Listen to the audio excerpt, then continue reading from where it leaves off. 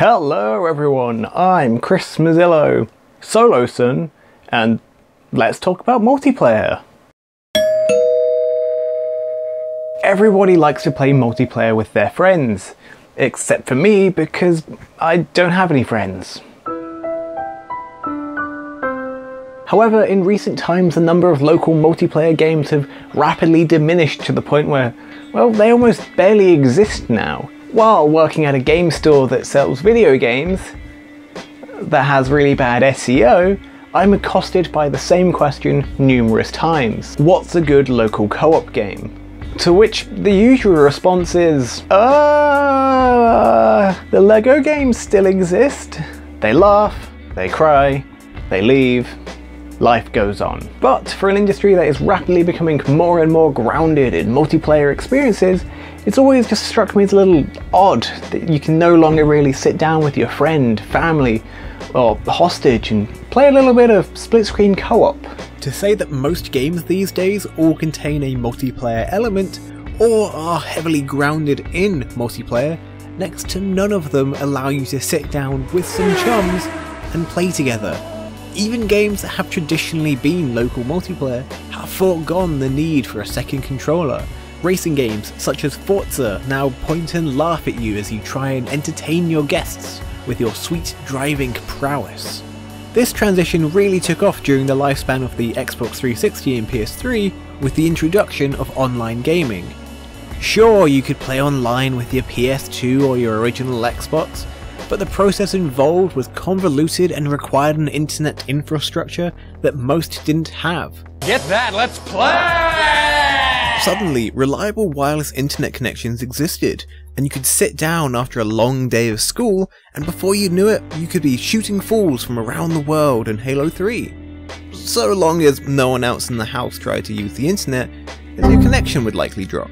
This hard limitation of hardware and internet connection meant that there was still this hefty land of multiplayer split-screen co-op experiences, because, you know, your mother might be illegally downloading the latest Kaiser Chiefs album in the next room, so your internet connection is probably a little shaky. But lately, internet connections have become increasingly more stable and reliable, so we see more and more games turning towards the online functionality for multiplayer.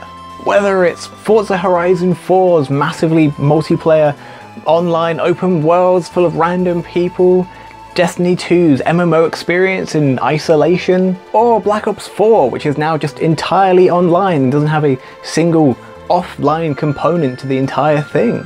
It can begin to feel that almost every single video game out there is specifically designed around online multiplayer of some description. This could possibly be traced back all the way to Assassin's Creed Brotherhood. This was around about a time when internet infrastructure suddenly became a lot more stable and robust, so almost every single game started to have some kind of online multiplayer, sometimes for no reason. The Last of Us, Uncharted, Dead Space, Tomb Raider, Assassin's Creed, the list goes on and on and on. It seemed for a time that the entire world and AAA gaming industry was beginning to shift away from single-player experiences and entirely dedicating themselves to online multiplayer. Breaking news. The Division, you can play it entirely in single player.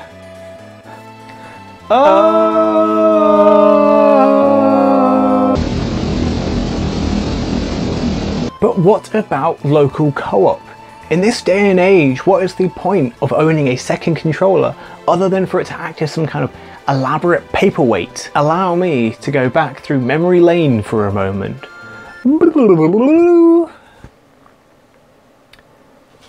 A game that I played a crap ton of during my childhood is Time Splitters 2 and 3. This was a classic first-person shooter on the PS2 that still defines the genre for me to this day. My siblings and I, only having one console in my brother's room, would often find ourselves playing multiplayer deathmatch on Time Splitters, but a lot of the time it wasn't against each other or anything like that, it was co-op. It'd be me and my brother in a team against the 12 other AI characters on another team, and it was rad. The countless number of hours we put into playing Capture the Bag, deathmatch, and all the other game modes were defining moments of my childhood, and it comes from being sat in the same room, laughing and jostling with my siblings. Playing 3-player split screen on a small CRT somehow worked as we created ever more elaborate deathmatch games with our own unique weapon lists. This progressed into the days of the online local co-op of Halo 3. Coming home after school and playing Halo 3 online with my brother by being a guest to his live account was a wonderful introduction to online play. There was some weird element of pride that came from everyone knowing you were a team with a little bracketed 1 after your names, and coming against another team of ever increasing numbers and knowing that that group is having a wild time. This was something my brother and I did for years. Even when we lived in London on opposite sides of the city, I would still trek all the way to his apartment so we could play a little bit of Halo Reach's online SWAT mode, slowly mastering pistols and making sure we got all the headshots. We'd do this until the wee hours of the night, until, well, I had to get in an elaborate system of night buses back to my own home. Not to mention that Halo had a long heritage of split-screen co-op for the campaign, that made those long, stressful hours of legendary difficulty all the more bearable, as you both take a break to the kitchen to grab a drink and a biscuit or two. This could also be said for the likes of Gears of War, which was also yet another fond memory of my childhood.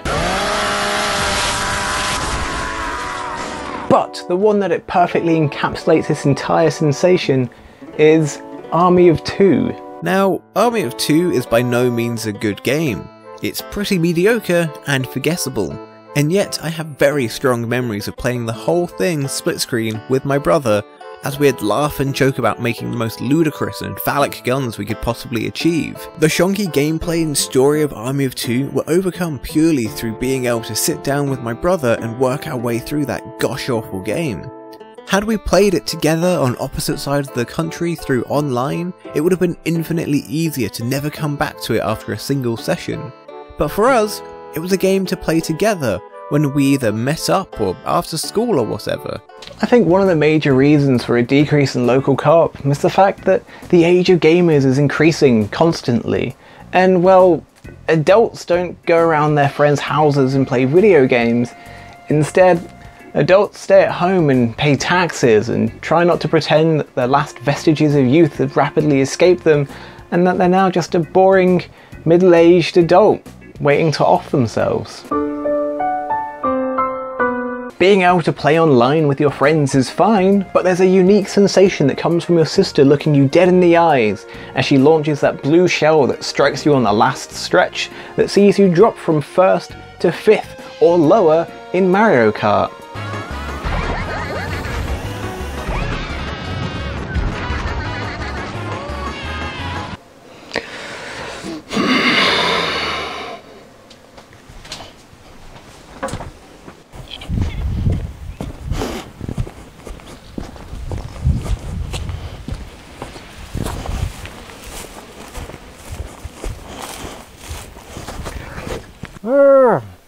Nintendo, on the other hand, understand the need for local multiplayer.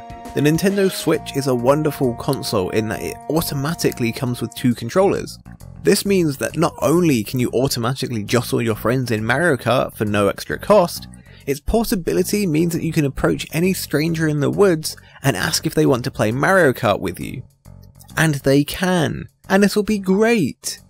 With the Switch's ability to create a small local area network among other Switch consoles, the ability to play a large multiplayer game of Mario Kart, Splatoon or Smash Brothers is as simple as having enough friends who all own Nintendo Switch consoles and the appropriate games. You don't need 8 different TV screens and console setups to get a game going. Sadly, on non-Nintendo consoles, the likes of local multiplayer experiences have been left to the indie developer to pick up. And picked it up they have, although a lot of these experiences are very much in the simple one-screen arena games, the likes of Star Wars and Towerfall. These aren't bad in any way, shape or form, and the amount of shouting and panic that comes from playing Overcooked shows just how well these experiences work. But I want split screen to come back, a split screen campaign to work through like A Way Out, or a big multiplayer game to easily sit down and goof around in. Fortnite or PlayerUnknown's Battleground or any other of the 100 Battle Royale games where you can just sit down with your sister and form a split-screen duo team for the advanced tactics. Sure, you won't be able to see as much of the screen, and you'll be at a disadvantage when compared to your online solo-playing compatriots, but I don't play split-screen co-op for pro-level esports plays. Instead, I play split-screen co-op to have fun with my friends, not taking it in turns playing a single-player experience like it's the 1980s all over again.